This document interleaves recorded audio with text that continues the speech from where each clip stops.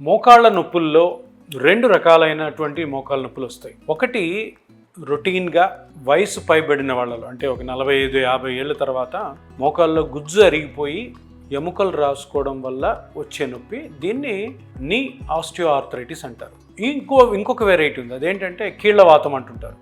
కీళ్ళవాతం అంటే ఏంటంటే rheumatoid arthritis. ఈ రుమటాయిడ్ ఆర్థరైటిస్ ఏంటి అంటే, నేను మొట్టమొదటి చెప్పిన నీ ఆస్టియోఆర్థరైటిస్ అన్నది జబ్బు కాదు, కానీ రుమటాయిడ్ ఆర్థరైటిస్ అన్నది జబ్బు. ఇది ఒక ఆటో ఇమ్యూన్ డిసీజ్ అనమాట. ఇది ఎవరిలో వస్తుందో తెలియదు. ఎవరిలోన్నా వచ్చింది అంటే ఇది ఎలాంటి జబ్బు అంటే ప్రతి జాయింట్ని కూడా తింటుంది. ఫస్ట్ చిన్న ఈ జాయింట్స్లో వస్తుంది, వేళ్ళ జాయింట్లో. దీని తర్వాత అన్ని జాయింట్స్కి పాకుతుంది.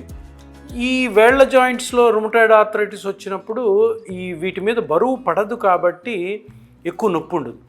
ఎప్పుడైతే ఆ రుమటాయిడ్ ఆర్థరైటిస్ మోకాళ్ళ మీదకి వెళ్తుందో, మోకాళ్ళు మన బరువు అంతా మోస్తాయి కాబట్టి ఆ బరువు మోయడం వల్ల రుమటాయిడ్ ఆర్థరైటిస్ వల్ల వచ్చిన మోకాళ్ళ నొప్పి చాలా ఎక్కువ ఉంటుంది. సో 2 వెరైటీలు, ఒకటి మోకాలు ఆస్టియోఆర్థరైటిస్ అంటే వయసు పైబడిన వాళ్ళలో వచ్చే గుజ్జు అరగడం వల్ల వచ్చే నొప్పి, ఇంకోటి రుమటాయిడ్ ఆర్థరైటిస్. మీకు అందరికీ తెలిసిన విషయం ఏంటంటే ఆస్టియోఆర్థరైటిస్కి మనము రీజనరేటివ్ థెరపీ చేస్తాం. మీ బ్లడ్లోని కణాలను తీసుకొని చిన్న ఇంజెక్షన్ ద్వారా ఆ గుజ్జుని పెంచడంతో మీరు హ్యాపీగా రికవర్ అయిపోతారు. రుమటాయిడ్ ఆర్థరైటిస్ వచ్చిన పేషెంట్స్లో ప్రాబ్లం ఏంటంటే, రుమటాయిడ్ ఆర్థరైటిస్ పేషెంట్లో కూడా గుజ్జు మోకాళ్ళలో అరుగుతుంది, కానీ దాంతో పాటు ఈ జబ్బు కూడా ఉంటుంది. కాబట్టి ఈ జబ్బుని కంట్రోల్ చేసుకోవాలి.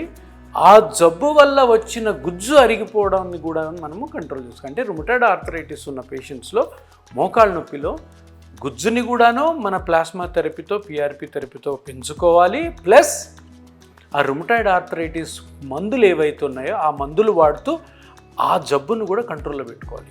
ఓన్లీ రుమటాయిడ్ ఆర్థరైటిస్కి వాడే మందులు వాడితే జబ్బు కంట్రోల్లో ఉంటుంది, కానీ అరిగిపోయిన గుజ్జు పెరగదు.